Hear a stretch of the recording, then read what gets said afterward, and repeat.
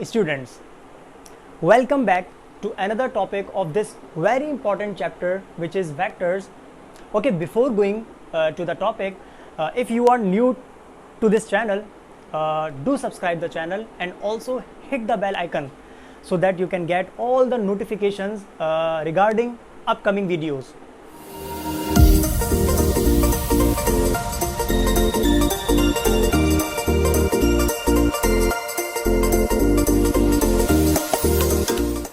Okay जनाब, अब हम चलते हैं टॉपिक की तरफ। और जो टॉपिक है हमारा that is product of vectors. Product का मतलब मल्टीप्लाई करना, मल्टीप्लिकेशन की हम बात कर रहे हैं। और जब भी हम वेक्टर्स की मल्टीप्लिकेशन की बात करते हैं तो वेक्टर्स की मल्टीप्लिकेशन दो किस्म की होती है। वो दो किस्में क्या हैं, मैं आपको जल्दी से इसके बारे में बताता हूँ। देखो, या तो हम वेक्टर को किसी नंबर के साथ मल्टीप्लाई करते हैं तो इसको हम बोलते हैं multiplication of a vector by a number. Let's suppose मैंने क्या किया, मैंने 2 को मल्टीप्लाई किया किसी भी वेक्टर के साथ, तो हमारे पास कोई आंसर आएगा। अच्छा, उस आंसर को मैं क्या दूंगा, दैट विल बी 2a। ठीक है, ये वेक्टर बन जाएगा। तो पहला तरीका वेक्टर्स की मल्टीप्लिकेशन का वो क्या कि आप किसी भी वेक्टर को किसी नंबर के साथ मल्टीप्लाई करते हैं, जिसको हम बोलते हैं multiplication of a vector by a number. और दूसरा जो तरीका होता है दैट इज कि आप किसी भी वेक्टर को मल्टीप्लाई करते हैं दूसरे किसी भी वेक्टर के साथ। यानी कि अब हमारे पास दो वेज आ गए, multiplication of a vector by a number and multiplication of a vector by a vector। बात समझ आई? तो भाई vector to number multiplication and vector to vector multiplication. ठीक है, अब हमारा जो टॉपिक है बेसिकली ये वाला टॉपिक है, तो उसको हम डिटेल में डिस्कस करते हैं, जिसको हमने कहा हुआ है प्रोडक्ट ऑफ वेक्टर्स। यानी कि पहला वाला भी वेक्टर होगा और इसको जिससे मल्टीप्लाई करेंगे वो वाला भी वेक्टर होगा। तो अब हम डिस्कस करने जा रहे हैं प्रोडक्ट ऑफ वेक्टर्स। अच्छा, इसको मैं आपको समझाता हूँ कुछ एग्जाम्पल से। ठीक है, अच्छा, मैं डेफिनेशन नहीं लिखी मैंने अभी आपके सामने, हमेशा की तरह पहले आपको समझाऊंगा एग्जाम्पल्स के मतलब जो सपोर्ट लेके, उसके बाद जब हम डेफिनेशन पढ़ते हैं तो हमें बहुत आसानी से डेफिनेशन समझ आ जाती है, एज यूजुअल जैसे हम करते हैं। ओके, एग्जाम्पल के अंदर हमारे पास क्या आ रही है, हम इसको डिस्कस कर रहे हैं, vector to vector multiplication. Okay भाई, अब मैं यहाँ पर आपके सामने वो एग्जाम्पल्स लिखने जा रहा हूँ जिसमें हमारे पास कोई भी दो वेक्टर्स आपस में मल्टीप्लाई हो रहे होंगे। लेट्स सपोज जब हम फोर्स को मल्टीप्लाई करते हैं डिस्प्लेसमेंट के साथ। हाँ भाई, याद आ रहा है मैं किसकी बात कर रहा हूँ? द प्रोडक्ट, मल्टीप्लाई का मतलब product, the product of force and displacement. जवाब and the answer is work, है ना? The product of force and displacement is equal to work. देखें, ये दोनों मतलब ये भी और डिस्प्लेसमेंट भी, ये दोनों के दोनों पता है कौन है? ये दोनों के दोनों वेक्टर्स हैं। ये भी वेक्टर क्वांटिटी और ये भी वेक्टर क्वांटिटी, लेकिन जो वर्क है दैट इज अ स्केलर, ये स्केलर क्वांटिटी है। एक और एग्जांपल चेक करते हैं भाई, जब हम फोर्स को मल्टीप्लाई करते हैं वेलोसिटी के साथ, रीड कैसे करूंगा? The product of force and velocity is called power. ठीक है, अगेन वही वाली बात, फोर्स की बात करेंगे और वेलोसिटी की बात करेंगे, ये दोनों के दोनों वेक्टर क्वांटिटीज हैं, ये दोनों के दोनों वेक्टर क्वांटिटीज हैं। रही बात पावर की, तो power is a scalar quantity. यहां तक बात क्लियर है? अच्छा, कुछ एग्जांपल्स मैं बोर्ड के इस साइड लिखता हूं, हम मल्टीप्लाई करते हैं। Okay, movement arm into force. याद आ रहा है? The product of movement arm and force, हाँ भाई, ये बराबर होता है टॉर्क के, ये बराबर होता है टॉर्क के। चलो दोबारा डिस्कस करते हैं। ये दोनों क्वांटिटीज, ये दोनों की दोनों वेक्टर्स हैं, और इत्तेफाक से इस बार जो इनका आंसर आ रहा है वो भी वेक्टर है, वो भी वेक्टर है। यहां तक बात क्लियर है? अगेन मैं एक चीज और लिखता हूं, the product of position vector into momentum, ये बराबर होता है हमारे पास, मैं मतलब इसका जो आंसर आ रहा है बेसिकली वो मैं यहाँ पर चलो लिख देता हूँ, थोड़ी बहुत जगह बाकी है, एंगुलर मोमेंटम के। ठीक है, इसका मतलब ये दोनों की दोनों वेक्टर्स हैं, और साथ साथ जो इनका आंसर आया ये भी क्या है, ये भी एक वेक्टर क्वांटिटी है। इन चार एग्जाम्पल्स को अब अगर मैं आपको कंक्लूड करके समझाऊं, वो ये बात कि कभी कभार हमारे पास ये कंडीशन सामने आती है कि जब हम किसी भी दो वेक्टर्स को मल्टीप्लाई करते हैं तो आंसर स्केलर आ जाता है। कभी भी मतलब समटाइम्स किसी भी दो वेक्टर्स को मल्टीप्लाई करोगे तो आंसर स्केलर आ जाएगा, और कभी कभार समटाइम्स जब हम किसी भी दो वेक्टर्स को मल्टीप्लाई करते हैं तो आंसर भी वेक्टर आ जाता है। तो ये देखो, vector into vector is equal to vector, vector into vector is equal to vector. तो there are two possibilities when we multiply a vector by a vector, ठीक है। तो sometimes we get a scalar quantity and sometimes we get a vector quantity. Okay, अब जाते हैं और करीब topic के। अगर दो वेक्टर्स को मल्टीप्लाई करने के बाद, मल्टीप्लाई का नाम ले रहा हूं, समझ जाना, प्रोडक्ट की बात कर रहे हैं, प्रोडक्ट। ओके, अगर वेक्टर्स को मल्टीप्लाई करने के बाद आपको आंसर में स्केलर क्वांटिटी मिल रही हो तो ऐसे प्रोडक्ट को हम कहते हैं स्केलर प्रोडक्ट। तो मैं कहूंगा this is an example of scalar product. क्यों? क्योंकि दो वेक्टर्स मल्टीप्लाई हो रहे हैं लेकिन आंसर में स्केलर आ रहा है, दो वेक्टर्स मल्टीप्लाई हो रहे हैं लेकिन आंसर में स्केलर आ रहा है। इसका मतलब these two examples are basically of what? Scalar product. और जब आप किसी भी दो वेक्टर्स को मल्टीप्लाई करें आंसर भी वेक्टर आ जाए तो ऐसे प्रोडक्ट को हम कहते हैं वेक्टर प्रोडक्ट। तो काम की बात यह कि अगर आंसर में स्केलर आ रहा हो तो स्केलर प्रोडक्ट, और अगर आंसर में वेक्टर आ रहा हो तो वेक्टर प्रोडक्ट। बात समझ आई? तो अब हम लिखते हैं डेफिनेशन। ओके, वेक्टर प्रोडक्ट को हम डिस्कस करेंगे नेक्स्ट वीडियो के अंदर। फिलहाल आज की वीडियो को हम नाम करते हैं किसके लिए? स्केलर प्रोडक्ट के लिए, या फिर इसका दूसरा नाम होता है डॉट प्रोडक्ट, ठीक है। तो इसको हम डिस्कस करेंगे आज डिटेल के अंदर, स्केलर वाले को, और वेक्टर प्रोडक्ट वाले को नेक्स्ट वीडियो के अंदर डिस्कस करते हैं। Okay, now let's write the definition of scalar product. क्या? कि व्हेन टू वेक्टर्स,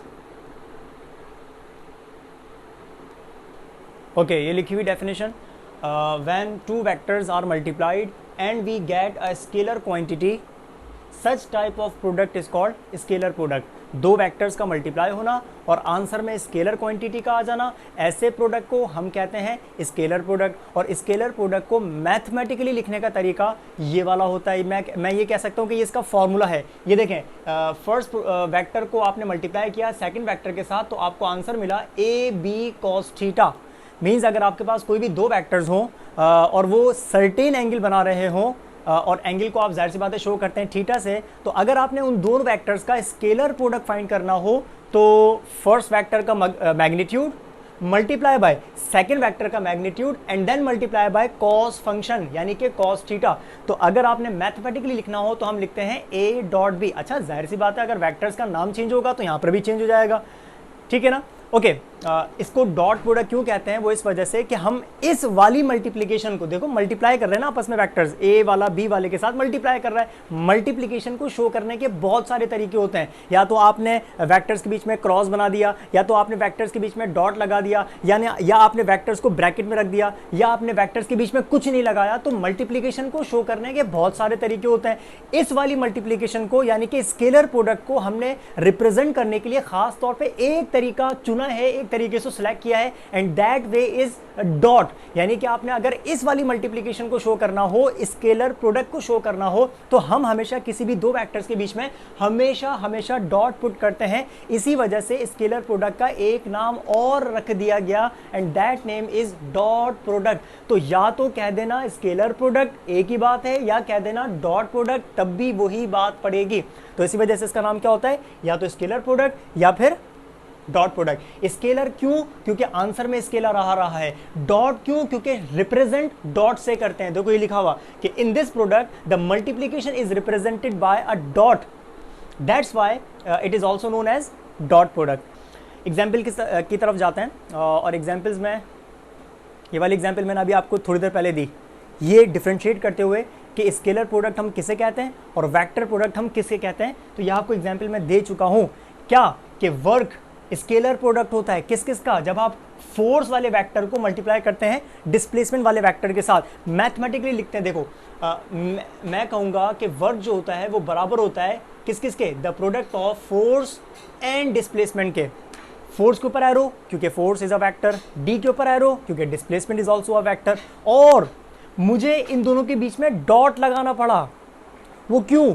क्योंकि मुझे आंसर में वर्क मिला और वर्क एक स्केलर क्वांटिटी होती है। तो अगर आपको स्केलर मिल रहा हो तो आप पर लाजिम है, आप पर फर्ज है कि आप उन दो वेक्टर्स के बीच में डॉट ही लगाइएगा। ये नहीं कि मेरी मर्जी है मैं क्रॉस लगा दूं या मैं कुछ भी लगा दूं, नहीं, यहाँ पर आपकी मर्जी नहीं चलेगी। आप ऐसे करने से आप अपने आंसर्स को, अपनी इक्वेशंस को गलत कर देंगे, ठीक है। जो वर्ल्ड वाइड जो हम रिप्रेजेंटेशन यूज कर रहे होते हैं बेसिकली वो होती है dot. So if you are getting a scalar quantity after the multiplication of any two vectors, then you are supposed to put a dot between the two vectors. यहाँ तक बात क्लियर है। and then जब भी आप किसी दो vectors के बीच में से डॉट रिमूव करते हैं तो हमेशा कौन सा फंक्शन आता है? cos theta. तो a डॉट b बराबर है a b cos थीटा के। तो f डॉट d must be equal to f d cos theta. Okay, so work can also be written as, क्या बनेगा? F d and cos theta. ये example बन गई किसकी?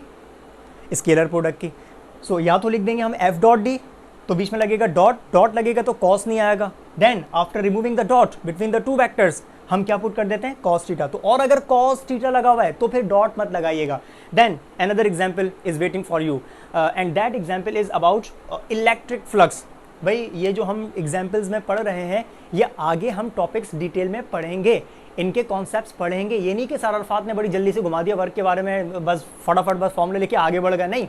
ये एग्जाम्पल के तौर पे बता रहा हूँ। हमारा टॉपिक स्केलर प्रोडक्ट है कि मतलब इसको हम कहाँ कहाँ अप्लाई करते हैं, ये एग्जाम्पल के तौर पे हम पढ़ रहे हैं। ये टॉपिक हम डिटेल में पढ़ेंगे अपने टाइम पे जब ये आएगा आगे। इसी तरीके से इलेक्ट्रिक फ्लक्स भी 12th क्लास का टॉपिक है इलेक्ट्रिक फ्लक्स, इसको भी हम आगे अपनी डिटेल में पढ़ेंगे, ठीक है ना। मैं एग्जाम्पल के तौर पे यहाँ पर यूज कर रहा हूँ। Okay, electric flux is represented by phi और ये बराबर होता है द प्रोडक्ट ऑफ, सबसे पहले कौन आ रहा है? इलेक्ट्रिक इंटेंसिटी यानी कि ई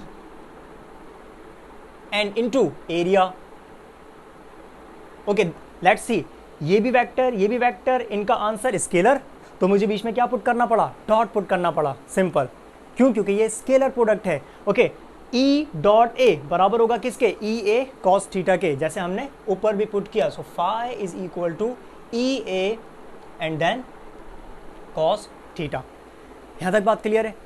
तो मैथमेटिकल रिप्रेजेंटेशन स्केलर प्रोडक्ट की या फिर डॉट प्रोडक्ट की ऐसे होती है। अब चलते हैं आगे कुछ इंपॉर्टेंट कंडीशंस की तरफ। देखो यहाँ पर हमारे पास ये जो स्केलर प्रोडक्ट है इसकी मैथमेटिकल फॉर्म के अंदर कॉस फंक्शन यूज हो रहा है। और कॉस फंक्शन के बारे में आप लोग ये बातें ध्यान में रखिएगा कि जब हम बात करते हैं 0 डिग्री की तो आंसर आता है 1, जब हम बात करते हैं 90 डिग्रीज की तो आंसर आता है 0, और जब हम बात करते हैं 180 डिग्रीज की तो आंसर आता है -1। यानी कि हमारे पास ये तीन इंपॉर्टेंट एंगल्स होते हैं जब हम बात करते हैं कॉस फंक्शन की, ठीक है। 0 डिग्री और 90 डिग्री एंड देन 180 डिग्रीज। तो 0 डिग्री पर आंसर आता है 1, देन 0 एंड देन -1। इसको हम कहते हैं मैक्सिमम, यह आंसर आ रहा है मैक्सिमम। इसको हम बोलते हैं मिनिमम, 0 मिनिमम है, इसको हम बोलते हैं नेगेटिव, ठीक है। तो क्योंकि स्केलर प्रोडक्ट के फॉर्मूले के अंदर cos थीटा आ रहा है तो मैं कह सकता हूं कि स्केलर प्रोडक्ट मैक्सिमम भी हो सकता है, स्केलर प्रोडक्ट मिनिमम भी हो सकता है और स्केलर प्रोडक्ट नेगेटिव भी हो सकता है, ठीक है। तो अब चेक करते हैं कि स्केलर प्रोडक्ट मैक्सिमम कब होगा, मिनिमम कब होगा और नेगेटिव कब होगा। और ये जो पॉइंट्स हम पढ़ने जा रहे हैं ये बड़े इंपॉर्टेंट पॉइंट्स होते हैं। जब भी आप MCQs सॉल्व करते हैं, अटैम्प्ट करते हैं तो उससे रिलेटेड ये पॉइंट्स लाजमी आए हुए होते हैं इस टॉपिक से। मैक्सिमम होना, मिनिमम होना और नेगेटिव होना किसका? स्केलर प्रोडक्ट का। Let's discuss it. ओके, ये रही वो इम्पॉर्टेंट कंडीशंस और कंडीशंस में लिखा हुआ है, देखें बना हुआ है बल्कि डायग्राम आपके सामने। दो वेक्टर्स हैं सेम डायरेक्शन में हैं, इसका मतलब पैरेलल हैं। दो वेक्टर्स हैं आपस में 90 डिग्री पर हैं, इसका मतलब परपेंडिकुलर हैं। दो वेक्टर्स हैं और अगर वो ओपोजिट हैं इसका मतलब वो एंगल बना रहे हैं आपस में 180 डिग्रीज, ठीक है। तो हम इन तीन एंगल्स को डिस्कस करेंगे। पैरेलल का मतलब होता है 0 डिग्री, परपेंडिकुलर का मतलब होता है 90 डिग्रीज और एंटी पैरेलल का मतलब होता है 180 डिग्रीज। ओके, हम क्योंकि स्केलर प्रोडक्ट वाले टॉपिक को डिस्कस कर रहे हैं तो याद रखिएगा स्केलर प्रोडक्ट के फॉर्मूले के अंदर आता है cos थीटा। तो देखें अब अगर दो वेक्टर्स आपस में पैरेलल होंगे तो मैं कहूंगा कि cos 0 डिग्री बनेगा। पैरेलल का मतलब होता है एंगल बनेगा 0 डिग्री और cos 0 डिग्री की वैल्यू हमेशा 1 होती है। अभी थोड़ी देर पहले मैंने आपको यहाँ पर तीनों वैल्यूज लिखकर बताई थी।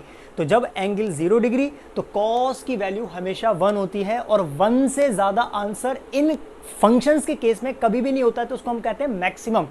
तो देखें साफ साफ लिखा हुआ है, if the vectors a and b are parallel, parallel दोनों सेम डायरेक्शन में है, यानी कि एंगल कितना बना रहे हैं 0 degree, then their scalar product will be maximum. अब इसको आप कैसे लिखेंगे, लेट सपोज मैं लिख के दिखाता हूं आपको, ए डॉट बी ये बराबर होगा ए बी कॉस थीटा। अब क्योंकि थीटा की वैल्यू आपको गिवन है तो थीटा की वैल्यू कितनी लिखी हुई है 0 डिग्री, तो मैं यहां पर पुट करूंगा 0 डिग्री, और मुझे पता है कि कॉस 0 डिग्री बराबर होता है 1 के, तो मैं यहां पर लिख दूंगा A magnitude multiply by B magnitude into 1, क्योंकि कॉस 0 डिग्री की वैल्यू कितनी होती है 1, और जब आप मतलब वैल्यूज को 1 से मल्टीप्लाई करते हैं तो कोई फर्क नहीं पड़ता, तो मैं कहूंगा कि फाइनली आपको जो इक्वेशन मिलेगी that will be A dot B is equal to just A magnitude into B magnitude. ये बन गया मैक्सिमम स्केलर प्रोडक्ट का फॉर्मूला। तो अगर आपका स्केलर प्रोडक्ट, आपका मतलब वेक्टर्स का है ना, अगर किसी भी दो वेक्टर्स का स्केलर प्रोडक्ट उन दोनों के मैग्नीट्यूड्स के प्रोडक्ट के बराबर आ जाए, इसका मतलब वो वेक्टर्स आपस में पैरेलल हैं, सेम डायरेक्शन में हैं, वो भले इधर हो, वो भले सेम डायरेक्शन ऊपर की तरफ हो, वो भले सेम डायरेक्शन नीचे की तरफ हो। ठीक है, डिस्कस करते हैं सेकंड कंडीशन, मिनिमम। मिनिमम को हम जीरो भी कहते हैं, कब बनेगा, जब हम बात कर रहे हैं परपेंडिकुलर की। तो if the vectors are perpendicular, perpendicular का मतलब एंगल कितना बनेगा 90 degree, then their scalar product will be minimum, और मिनिमम को हम जीरो भी कहते हैं। क्यों जीरो होगा चेक करते हैं। देखें भाई, A dot B is equal to same formula, A magnitude into B magnitude, और साथ में कॉस थीटा। थीटा पुट नहीं कर रहा, बल्कि मैं क्योंकि थीटा की वैल्यू आपको गिवन है कितनी 90, तो यहां पुट कर देता हूं मैं 90 डिग्रीज। ओके भाई, कॉस 90 की वैल्यू क्या होती है 0, तो A dot B is equal to A magnitude into B magnitude into 0, और 0 मल्टीप्लाई बाय एनीथिंग कंप्लीटली 0। तो मैं कहूंगा इक्वेशन आपके पास कुछ यूं बचेगी, A dot B is equal to 0। ये बन गई मिनिमम स्केलर प्रोडक्ट की इक्वेशन। तो इसका मतलब अगर दो वेक्टर्स आपस में परपेंडिकुलर होंगे, याद रखिएगा ये तीनों बातें, इस सेंस में याद रखिएगा कि अब ये जो बोर्ड तक लिखा हुआ है, इसके बाद जो मैं नेक्स्ट मतलब उसमें जाऊंगा, वीडियो इसमें ही रहूंगा, स्केलर प्रोडक्ट की लास्ट कंडीशन जो मैं आपको पढ़ाऊंगा, ये सब रब करने के बाद उस कंडीशन में हम इन दोनों कॉन्सेप्ट्स को हम यूज करेंगे। तो ये दोनों कॉन्सेप्ट याद रखिएगा, आगे मैं रिकॉल भी करवाऊंगा आपको। ठीक है, जो वेक्टर्स आपस में परपेंडिकुलर होते हैं तो उनका जो स्केलर प्रोडक्ट होता है वो हमेशा हमेशा 0 के बराबर होता है। Then in the last negative scalar product. Negative कब आएगा, जब दो वेक्टर्स आपस में एंटी पैरेलल होते हैं। एंटी पैरेलल होगा तो हमें पता है कि एंगल बनेगा 180 डिग्रीज, और कॉस 180 की वैल्यू होती है -1। जिस तरह मैंने इसकी डेरिवेशन करी, ये डेरिवेशन मतलब ऑलरेडी मैंने लिखी हुई यहाँ पर एंगल पुट किया 0 तो आंसर आया ए बी, यहां पर एंगल पुट किया 90 तो आंसर आया फाइनल 0, और जब मैं यहां पर 180 डिग्रीज पुट करूंगा तो -1, और 1 क्योंकि नहीं लिखते तो माइनस यहां पर रह जाएगा। तो इसको हम बोलते हैं नेगेटिव मैक्सिमम स्केलर प्रोडक्ट, यानी कि नेगेटिव में सबसे ज्यादा आंसर ये आएगा।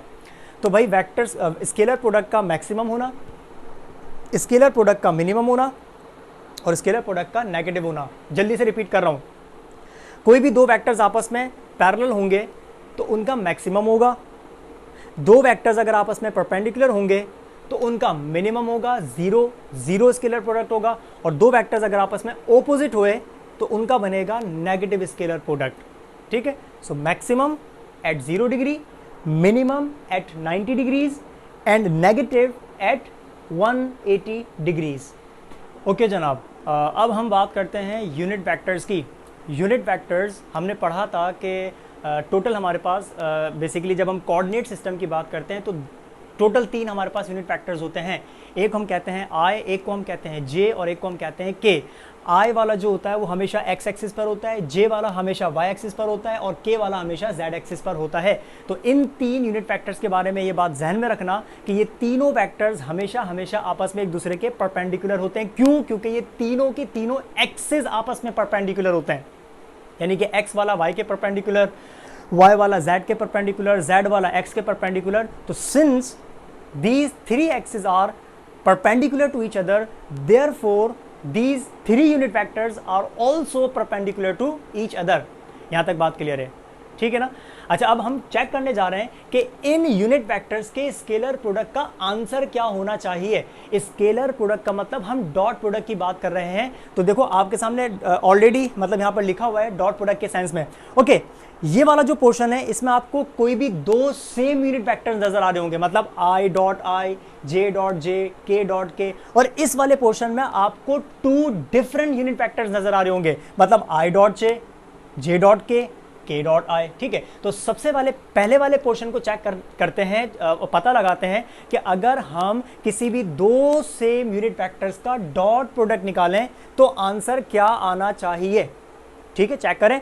चलो भाई चेक करते हैं। अच्छा, आई डॉट आई, पहली बात तो हमें पता है कि जब भी हम किसी दो वेक्टर्स के बीच में से डॉट रिमूव करते हैं तो हमेशा हमेशा कॉस थीटा आता है। तो जैसे ए डॉट बी बराबर था ए बी कॉस थीटा के, एफ डॉट डी बराबर होता है एफ डी कॉस थीटा के, तो क्या I dot I I cos theta के बराबर नहीं होगा? जी बिल्कुल होगा। सिर्फ आपने क्या किया, डॉट रिमूव किया तो कौन सा फंक्शन आ गया, कॉस थीटा आ चुका है। आगे चलते हैं। हाँ भाई, इसको हम कहते हैं मैग्नीट्यूड ऑफ आई, इसको भी हम कहेंगे मैग्नीट्यूड ऑफ आई। जैसे हमने यहां पर लिखा हुआ है, देखो, magnitude of A, magnitude of B, magnitude of F, magnitude of D, then magnitude of i and magnitude of i. What about the magnitude of i? और इसका आंसर आप जब दे सकते हो जब आपको ये पता हो कि ये आई है क्या। तो हमें पता है कि ये आई यूनिट वेक्टर है और इस यूनिट वेक्टर के नाम में आ रहा है यूनिट। यूनिट मींस वन, एक ऐसा वेक्टर जिसका मैग्नीट्यूड वन होता हो। जाके मेरी जो वीडियो है वो चेक कर लेना स्केलर्स एंड वेक्टर्स के इंट्रोडक्शन के ऊपर, जहां पर हमने वेक्टर्स की टाइप्स पढ़ी थी तकरीबन 8, और उन 8 टाइप्स में से सबसे लास्ट में हमने यूनिट वेक्टर को बहुत डिटेल में पढ़ा था। तो अगर आपको थोड़ा सा मसला हो रहा हो कि यूनिट वेक्टर बीच में कहां से आ गए, तो जाके पहले वो मेरी वीडियो देख लो ताकि आपको क्लियर हो जाए यूनिट वेक्टर्स के बारे में, और फौरन फिर यहाँ पर आ जाओ, यहाँ से कंटिन्यू कर लेना। ओके, फिलहाल कंटिन्यू करते हैं आगे। ओके, आई का मैग्नीट्यूड होता है 1 क्योंकि यूनिट वेक्टर है, दूसरे वाले आई का यूनिट मैग्नीट्यूड भी 1 क्योंकि ये भी यूनिट वेक्टर है। अब बात करते हैं कि इनके बीच में एंगल क्या बनना चाहिए। Okay, I unit vector x पर, दूसरा वाला भी आए तो वो भी यूनिट वेक्टर एक्स एक्सिस पर। तो ये देखो, अगर ये सेम एक्सिस पर हैं तो ये दोनों आपस में सेम डायरेक्शन में है, और सेम डायरेक्शन का मतलब होता है एंगल बनता है 0 डिग्री।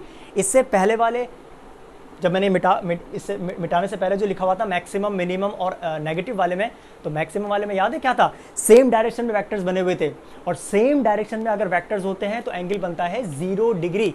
तो अब मैं यहां पर पुट करूंगा 0 डिग्री। क्यों? ये वाला भी एक्स पर और ये वाला भी एक्स पर। आगे चलते हैं। 1 इंटू 1 ये बराबर होगा 1 के। कॉस 0 डिग्री की वैल्यू भी 1, अभी हम लोगों ने पीछे पढ़ी है, और 1 इंटू 1 तो फाइनल आंसर बचेगा 1। इसका मतलब जब भी मैं डॉट प्रोडक्ट निकालूंगा आई और आई का, तो हमेशा आंसर क्या आएगा, 1 आएगा। ये आंसर कभी चेंज नहीं हो सकता, इस आंसर को ज़हन में फिक्स कर लेना अपने।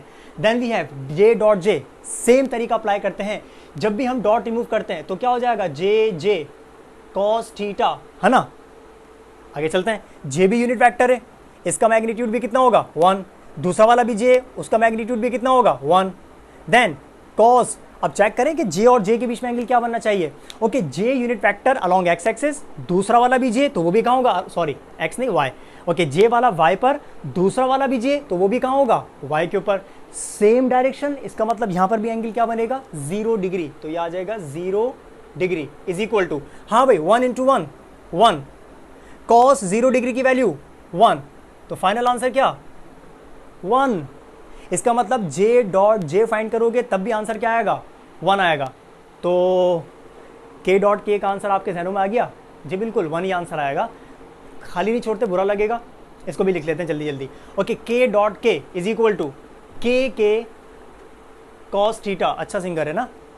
Okay, K cos theta is equal to, हाँ भाई के का मैग्नीट्यूड, ओके के लिखा हुआ है, इसको मैं क्लियर करके लिख देता हूँ, के कॉस थीटा। ओके, के का मैग्नीट्यूड 1, दूसरा वाला के, इसका मैग्नीट्यूड भी 1। क्यों?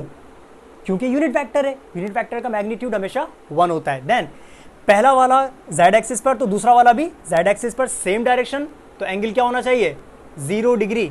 ओके, 1 इंटू 1 1, कॉस 0 डिग्री की value 1, so the final answer is again 1। तो इस वाले पोर्शन से हमें पता चला कि जब भी हम किसी भी दो सेम यूनिट वेक्टर्स का डॉट प्रोडक्ट फाइंड करेंगे तो हमेशा हमेशा आंसर आएगा 1, I dot I 1, J dot J 1 and K dot K is also 1. Let's complete this line. Since scalar product of two same unit vectors is always, जी बिल्कुल, तो यहां पर मैं पुट कर देता हूं 1. ठीक है, एक और पोर्शन आपका वेट कर रहा है और वो पोर्शन बेसिकली किसके बारे में, डिफरेंट यूनिट फैक्टर्स के बारे में. अब मैं I को I से नहीं बल्कि I को J से करूंगा, J को K से करूंगा, K को I से करूंगा. इसको चेक करते हैं. ओके, मैथमेटिकली लिखने स्टार्ट करते हैं. हाँ भी सोचो, I डॉट J किसके बराबर होना चाहिए, I J cos थीटा. वही वाली बात, जब भी डॉट रिमूव करेंगे तो क्या आ जाएगा, cos थीटा, है ना. ओके, I यूनिट फैक्टर है, इसका मैग्नीट्यूड 1, J भी यूनिट फैक्टर है, इसका मैग्नीट्यूड 1. इस बार एंगल चेक करते हैं कि एंगल क्या होना चाहिए. हाँ भाई, पहला वेक्टर I और दूसरा वेक्टर J. I वाला होता है x पर, इसको मार्कर से बनाता हूँ. I वाला होता है x पर और J वाला होता है y पर, परपेंडिकुलर. और परपेंडिकुलर में एंगल क्या पुट करते हैं, 90 डिग्रीज. तो मैं यहाँ पर पुट करूँगा cos 90 degrees is equal to, हाँ भाई 1 इंटू 1, आंसर इज 1. cos 90 की वैल्यू अभी हमने पीछे पढ़ी है, किसके बराबर होती है, 0 के बराबर. 0 के साथ मल्टीप्लाई में जितना ही बड़ा नंबर क्यों ना हो, हमेशा आंसर आ जाता है 0. Final answer is 0. यानी कि जब आप I डॉट J निकालेंगे तो आंसर आएगा 0. इसको चेक करते हैं, J डॉट K, हाँ भी डॉट रिमूव करेंगे तो J K cos theta is equal to J का मैग्नीट्यूड 1, K का magnitude 1. Okay, cos theta, theta क्या पुट करना चाहिए. ओके, J वाला होता है, ये देखो मार्कर, J वाला होता है y एक्सिस पर और K वाला होता है z एक्सिस पर. क्या एंगल बना, परपेंडिकुलर, यानी कि 90 डिग्रीज. ये आ जाएगा 90 degrees. Okay, 1 into 1, 1 cos, sorry cos नहीं लिखा मैंने. ओके, cos 90, ठीक है. सो 1 इंटू 1, 1 एंड cos 90 की वैल्यू क्या होती है, 0. Final answer 0. यानी कि जब आप J डॉट K करेंगे तो भी आंसर क्या आएगा, 0. वही वाला सवाल दोबारा रिपीट करता हूँ, लास्ट वाले का आंसर भी क्या होना चाहिए. तो आप बोलेंगे सर ऑब्वियस सी बात है 0 होना चाहिए, जगह खाली नहीं छोड़ते, इसको भी लिख देते हैं जल्दी से. K डॉट I बराबर होगा K I cos theta K is equal to K का मैग्नीट्यूड 1, I का मैग्नीट्यूड 1. इनके बीच में भी एंगल क्या होगा, 90 डिग्रीज. क्यों, क्योंकि डिफरेंट यूनिट फैक्टर्स के बीच में हमेशा एंगल बनेगा 90 डिग्रीज, कोई दो राय नहीं है. आगे चलते हैं, 1 इंटू 1, 1, देन cos 90 की वैल्यू 0, 0 मल्टीप्लाई बाय एनीथिंग 0.